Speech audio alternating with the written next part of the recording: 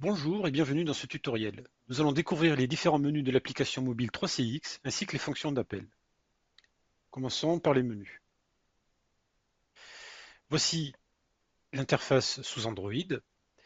Vous trouverez en haut à gauche le menu général avec les paramètres et notamment le choix scanner le QR code nécessaire pour l'activation de votre compte. En haut à droite, je vais trouver la définition de mes statuts. Statut disponible pour recevoir des appels, statut absent et ne pas déranger pour les renvoyer. Le routage des appels par statut a été défini lors de l'installation, mais vous pouvez les modifier si besoin. Par exemple, prenons le statut ne pas déranger, j'appuie sur le stylet à droite pour l'éditer. On voit ici deux sections, transférer les appels internes et transférer les appels externes. Quand je suis en ne pas déranger, je peux choisir par exemple que les appels internes ne vont pas vers ma messagerie, mais soit vers un numéro externe à 10 chiffres, ou bien un collaborateur. Je vais faire ce choix-là. Je choisis donc extension. Je choisis ici mon collaborateur vers qui les appels seront renvoyés et je fais sauvegarder.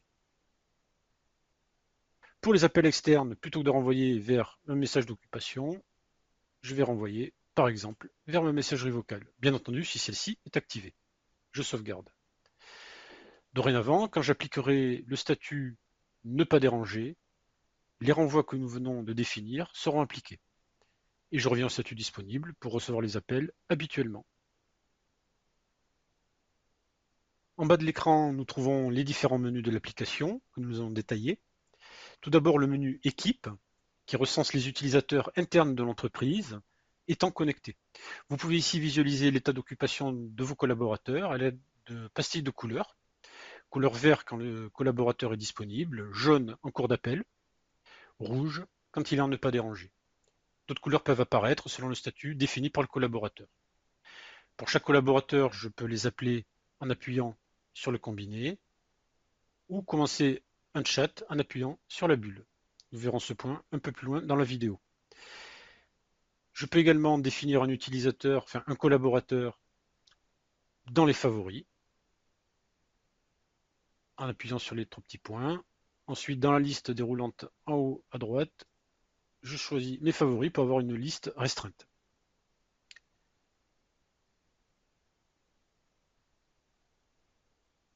Le menu suivant, c'est le menu des contacts externes, donc extérieurs à l'entreprise. Si cela a été fait lors de l'installation, vous pouvez d'ores et déjà avoir des contacts partagés qui seront affichés. Dans tous les cas de figure, vous pouvez créer vos contacts en appuyant sur la touche plus. Vous renseignez les champs disponibles. Ensuite, vous cochez la case personnel si vous voulez que ce contact ne soit vu que par vous. Ou bien, et seulement dans le cas où vous avez les droits pour cela, vous pouvez également créer un contact qui sera visible par toute la société en cochant la case société.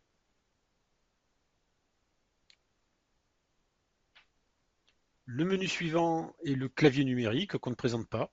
Il suffit simplement de composer des numéros pour appeler. Et on appuie sur la touche verte pour lancer l'appel. On verra ce menu un peu plus loin dans la vidéo. Le menu suivant, récent, ce n'est rien d'autre que le journal d'appel. Donc avec l'eurodatage bien entendu. Les appels entrants sont visualisés par une flèche vers le bas, les appels sortants par une flèche vers le haut, et les appels manqués sont indiqués par une flèche rouge. Je peux rappeler chacun de ces contacts en appuyant sur le combiné. On a ensuite le menu chat. Donc s'il n'existe pas déjà, je peux créer un chat avec un collaborateur en appuyant sur la bulle simple. Je choisis mon collaborateur et je lui envoie tout simplement un message texte. Je peux également envoyer des pièces jointes ou des images ou des photos. De la même façon, si je veux créer un groupe de chat, j'appuie toujours sur le bouton plus, je choisis l'icône avec les deux bulles superposées, je sélectionne les membres de ce groupe, je leur donne un nom au groupe, ça peut être un groupe par service ou par projet. Je fais suivant et je peux commencer envoyer mes messages au groupe.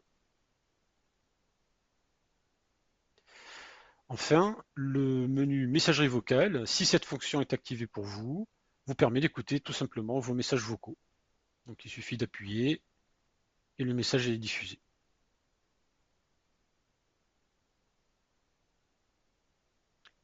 Avant de passer aux fonctions d'appel, une remarque importante dans le cas où vous ne souhaitez pas recevoir d'appel pendant les congés ou pendant les heures de pause. La première solution que nous avons vue précédemment consiste à changer de statut, par exemple en passant en mode ne pas déranger. Une autre solution consiste à éditer le profil disponible, d'aller tout en bas. Et donc dans le champ accepter les notifications push, si je désactive cet interrupteur, je ne reçois plus aucun appel en statut disponible. Pour recevoir de nouveau des appels, je réactive l'interrupteur.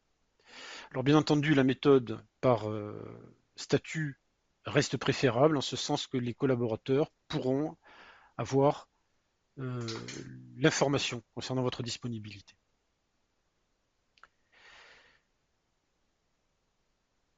Passons maintenant aux fonctions d'appel. Donc, je reçois un appel que je prends en appuyant sur répondre. Pardon.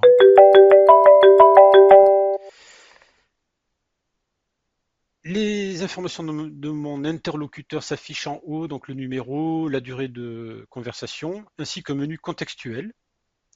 On peut par exemple mettre l'interlocuteur en attente. Ça va diffuser une musique d'attente à l'interlocuteur. Je peux couper mon micro, là il n'y aura pas de message de musique d'attente. Je peux passer en mode main libre, donc je passe par les haut-parleurs. Je peux aussi utiliser un clavier dans le cas où j'appelle un serveur vocal interactif, taper 1, taper 2. Pour revenir en arrière, la petite flèche. Et je peux également transférer un appel. Alors pour cela, je vais appuyer sur la touche transfert.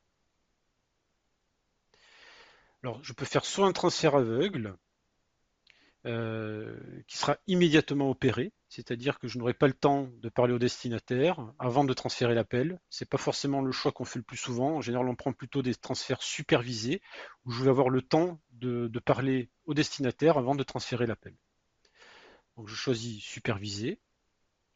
À ce moment-là, je peux composer sur le clavier numérique un numéro externe, ou bien aller dans les contacts, choisir un contact externe et l'appeler, ou bien dans mon équipe, parmi mes collaborateurs, je vais en choisir un pour transférer l'appel. Donc là, je vais appeler ce collaborateur-là. On va attendre qu'il réponde. Voilà. J'ai donc l'appelant qui est en attente ici en bas, et je suis en ligne actuellement avec mon collaborateur. Pour transférer l'appel, j'appuie tout simplement sur joindre. À ce moment-là, l'appelant est en relation avec mon collaborateur. De la même façon, pour la conférence A3, c'est le même principe. Je reçois un appel, je réponds, j'appuie sur conférence, j'appelle mon collaborateur qui répond. Et la conférence A3 est activée. Donc cette fonction ne concerne que les conférences à 3 personnes. J'espère que cette vidéo vous a été utile. N'hésitez pas à contacter notre support technique pour toute demande d'assistance.